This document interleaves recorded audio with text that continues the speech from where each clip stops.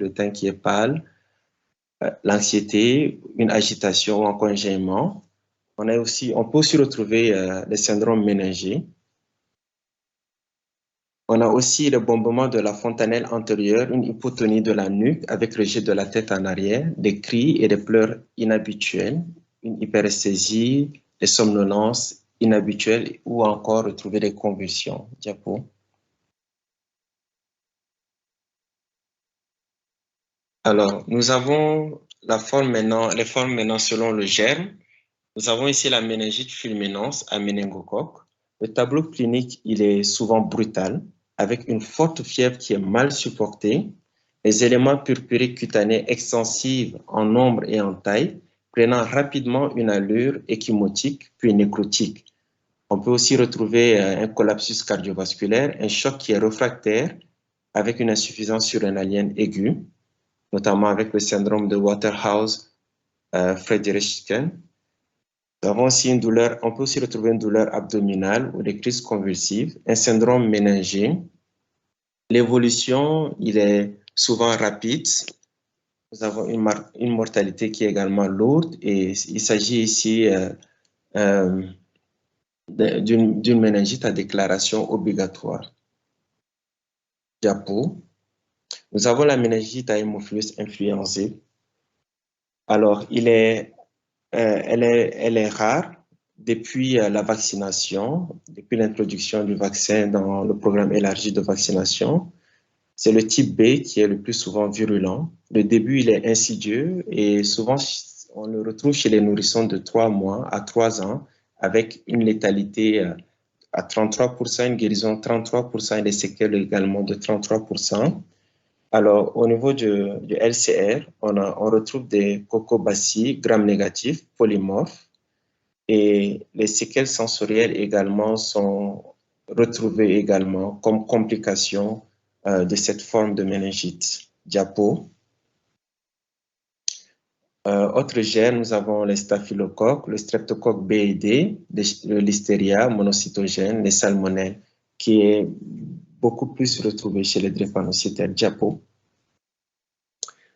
Alors, le diagnostic positif épidémiologique, alors il faut rechercher des cas similaires, un contexte épidémique ou encore l'absence de vaccination à la clinique, comme on a dit, un syndrome méningé associé à un syndrome infectieux.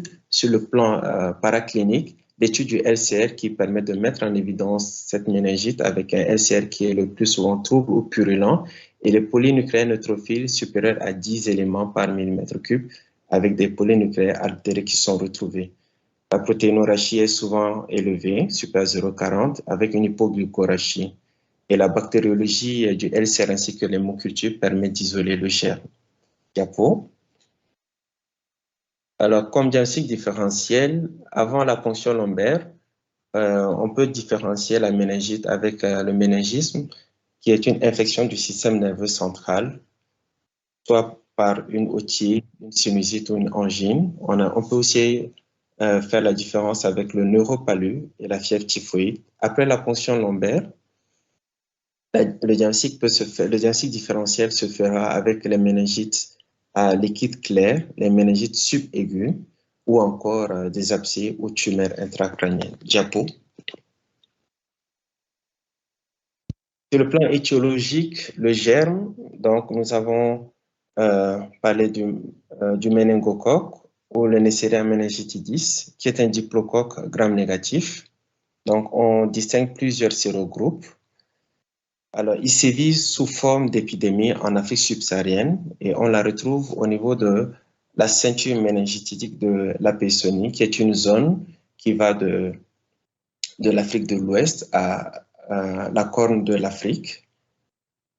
Alors, au syndrome méningé s'associe un purpura pétichial qui est très évocateur. La méningite peut se compliquer de septicémie, de purpura fulminans. Le pronostic de la forme commune est relativement bon, alors que les formes graves nécessitent une prise en charge en réanimation. Diapo.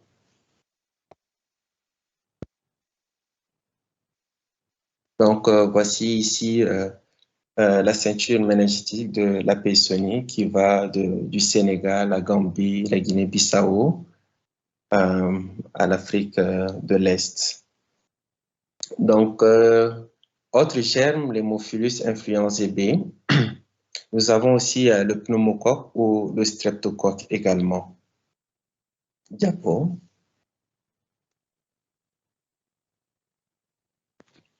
Alors, le streptocoque du groupe B ou le Streptococcus agalaxiae est un cocci gram-positif en chaînette qui colonise le tractus digestif ou urinaire de l'homme. C'est la première cause de méningite, d'infection néonatale plutôt. Nous avons aussi les méningites à entérobactéries, Escherichia coli, salmonelle. Les entérobactéries sont des bactéries gram-négatives qui peuvent être mobiles ou non. Diapo.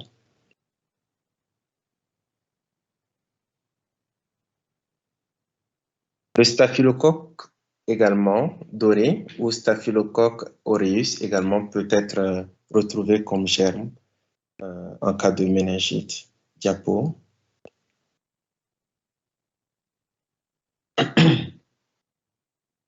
Alors, nous allons maintenant passer au chapitre de traitement.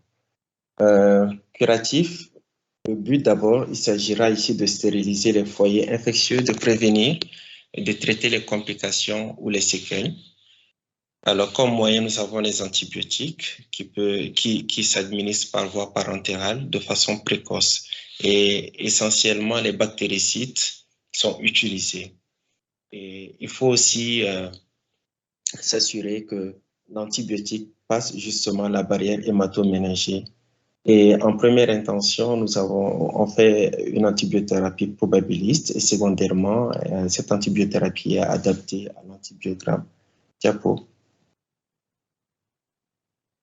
Donc, voici les molécules qui sont essentiellement utilisées. Diapo.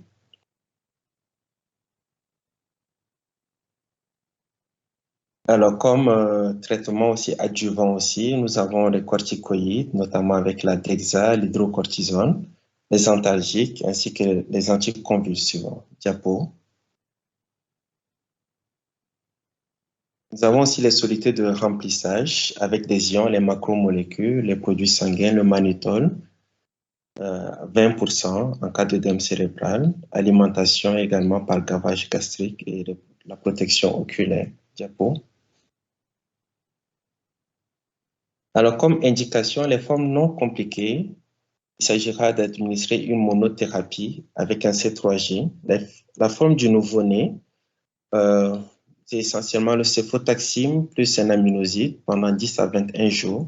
La forme du nourrisson est chez l'enfant. Nous avons les C3G plus les aminosides pendant 10 à 15 jours, associés à une corticothérapie. Devant les germes tels que le staphylocoque ou le pneumocoque résistant, la vancomycine est essentiellement utilisée. Donc, devant les entérobactéries, c'est les C3G aussi. Alors, la corticothérapie associée à l'hémophilus influenzae B ou le pneumocoque, mais il est contre-indiqué en cas de méningite à méningocoque. Diapo.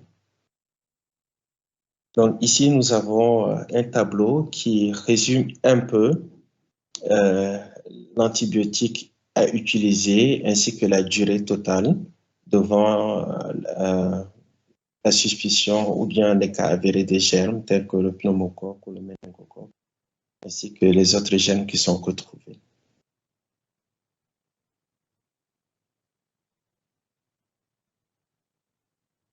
Donc, devant un tableau de choc, on peut administrer des bolus de macromolécules et administrer aussi quelques inotropes.